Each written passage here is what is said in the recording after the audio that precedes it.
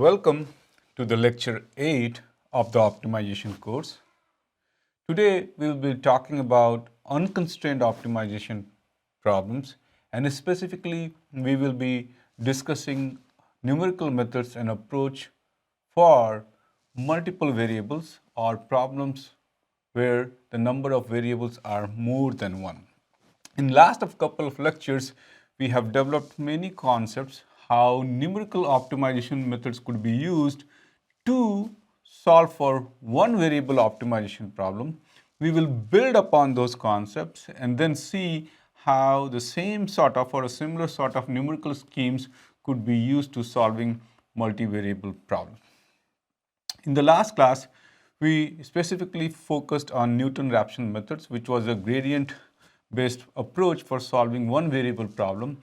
And the nature of the optimization algorithms that we will talk in these lectures are going to be similar, but we will have some fundamental changes in the way how we compute different things, which will account for multiple variables that we have. So let's get on to this. Before I actually present two of the main important algorithms, which are the gradient descent algorithms and the Newton's approach for solving unconstrained multiple variable problems, I will first of all discuss some important concepts related to optimization in general, which will help you in understanding those algorithms going forward. Before I go into discussing those concepts, I want to emphasize that this is one of the very important lecture in optimization course because gradient descent algorithm is being discussed here, which is the workhorse in many deep learning application and in fact in many other machine learning algorithms. So what you will see in the deep learning domain is some variation of the gradient descent algorithms that we are going to discuss in this class. So with that, let's get started. The first thing that I want to do is discuss some core concept, and then we will discuss two different algorithms and showcase the utility of those algorithms in example problems so that you can understand how they work. So with that, let's get started. Before talking about the concept, I want to revisit the main premise of this kind of algorithms. First of all, in order for you to use this kind of algorithms, you have to have derivative information. Okay, the derivatives must be continuous, and in case the derivatives cannot be derived analytically or you cannot find an expression for it, then you need to have some numerical approach or numerical way of actually approximating them very accurately. And if you can do that, then you can use this class of algorithms, which are gradient descent algorithm and Newton's method. So let's get into two or three main concepts that are first of all needed to understand this algorithm, build those intuitive concepts, and then we will develop the algorithm itself. Okay, so one of the concepts that I actually emphasized a lot in the previous class, but it is also important to revisit the same context, is what is the premise of this class of algorithms and how do they actually solve this class of problems. And in the previous class I discussed, right, the basic nature of the Newton-Raphson method was basically utilizing the numerical approach that is used for root finding and then reusing it in the slightly different context, and that same algorithm then could be used to tweak to solve optimization problem. So again, we discussed, what is the root finding problem. In the root finding problem is essentially finding the values of x in an equation for which it is equal to 0. So if you have a function and if this is the nature of the function, then essentially you are interested in finding these two locations, right? You are essentially interested in finding these two locations. So that's the root finding. And there are many numerical approaches that do that. We will reuse those approaches to solve an optimization problem. And in case of optimization problem, the interest is to find this location, which is the minima point. If the objective is to minimize fx, that's what we want to do. So how do we do that? So you take this function, and we talked about, you take the function and I take a derivative of the function, and if I set that derivative equal to 0, then and if I find the root of this function, if I find the root of this f dash x equal to 0, then I will be essentially able to find this. And the way it works is, if you take these 2 points which are x1 and x2, that's the root of the function. What we are interested here is finding this optimal location of x star, right? And how do we do that? What we do is we take the function, we take a derivative, and the derivative of the yellow curve that you see might look like. So this function that you have is essentially the derivative of this function fx, right? And what we do is we find the root of, we set this problem and we find, using a numerical approach, we find this point, which is essentially the root of f dash x equal to 0. And once we find this, essentially that gives me the location of the x star in the original function, which is essentially the fx function that we have here. Okay, and that is the basic idea in most of these algorithms, which is basically tweaking the root finding algorithms slightly in a different way to solve for an optimization problem. Okay, so again, let's revisit this, and I want to convey this information slightly again in a different format. So what you do is you have this original function, you transform from this function, you essentially move on to a different space, which is f dash x space. So you take the derivative and that creates a new space. Okay, so you take this yellow thing and then yellow curve, and that will give you this f dash. Now what you do is now you apply a root finding algorithm on f dash x and you find out the location of this point where f dash x is equal to 0. So essentially what we are solving here, we are using root finding, we are solving this problem, and that corresponds to the point that we have here, and then we map that point essentially to the location of the x star, and that is the main idea used in this class of algorithm. So that is concept number 1 that I want to revisit again, and this is the conceptual idea behind how you use Newton's method or your gradient descent method to solve for optimization problem. Okay.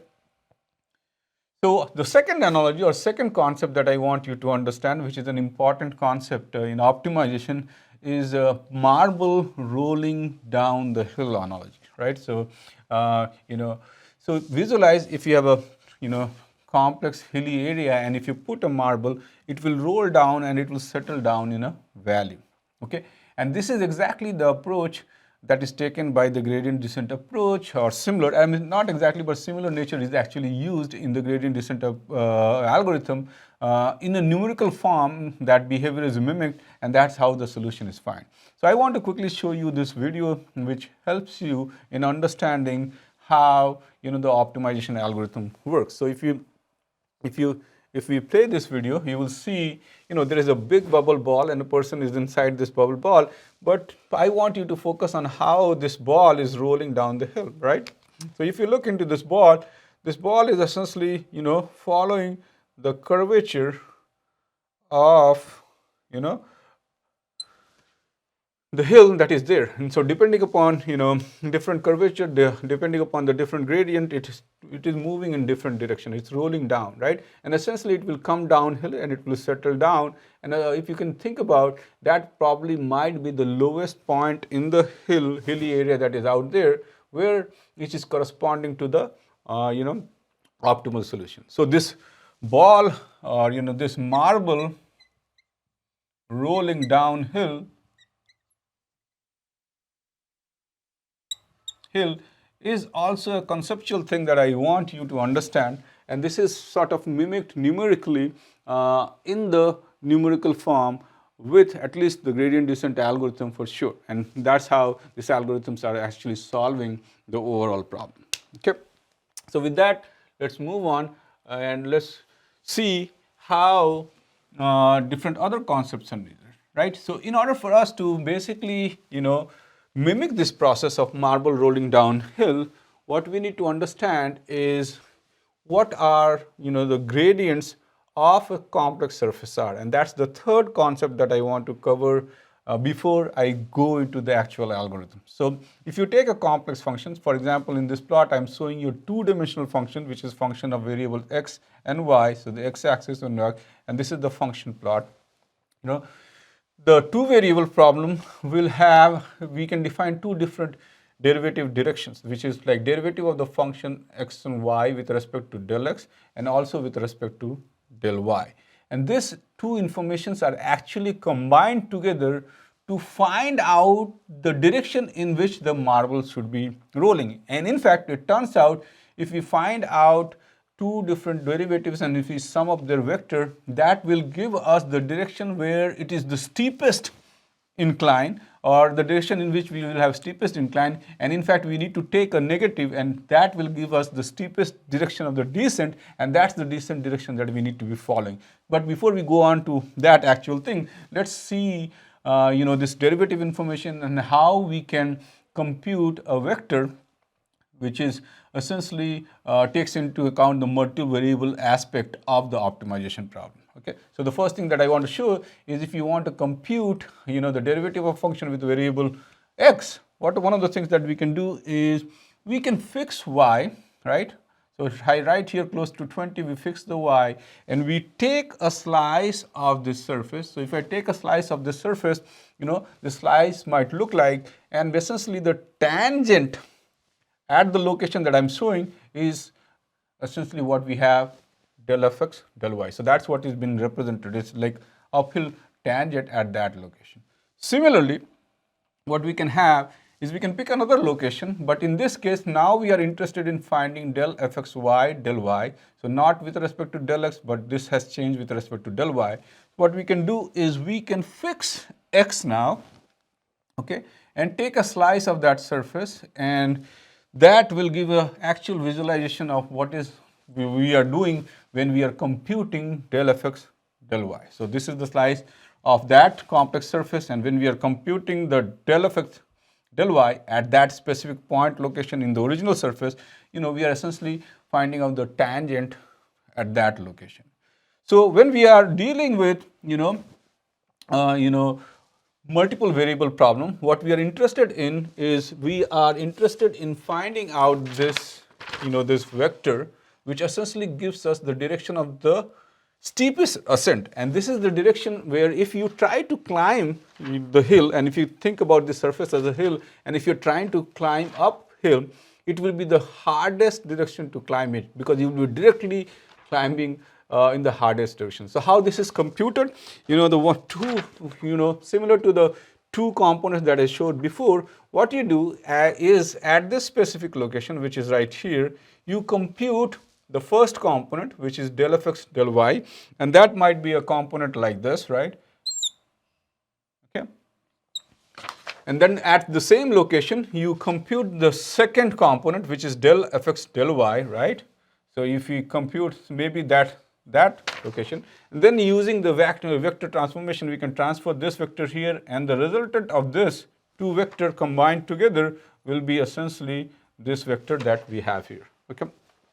So this is what is encapsulated by this red vector that is here, which is the resultant of this individual vectors, which is del fx y by del x, del fx y xy by del y. When you add them together, we have this resultant vector, and that resultant vector is essentially the direction which is the steepest at that location. So if you start moving and climbing hill, you will end up spending a lot more energy than any other direction. So if you choose some direction like here, it will be easier to climb. It will be easier to climb. Only this direction is going to be the highest to climb. And what is the basic intuition of this class of derivative based method is essentially take a negative direction and find out a direction which is easier to go down. So if this is the steepest to climb, also turns out the negative, if you take a negative of this vector, this will be this, direction of the steepest descent, or the descent, you can, basically go downhill very, very fast. And so the idea is to take this opposite direction to the steepest ascent, which is steepest descent, and move along this direction. So I move here, and then somehow I iteratively move other location, and I end up finding the actual solution. So this is a concept that you need to understand, or at least conceptually have in your mind, which is the marble rolling down the hill, which is also important to understand what is actually happening inside the actual algorithms that we have. So with this, all the concepts covered together, let's try to go on to the next part, where we essentially develop the very important gradient descent algorithm.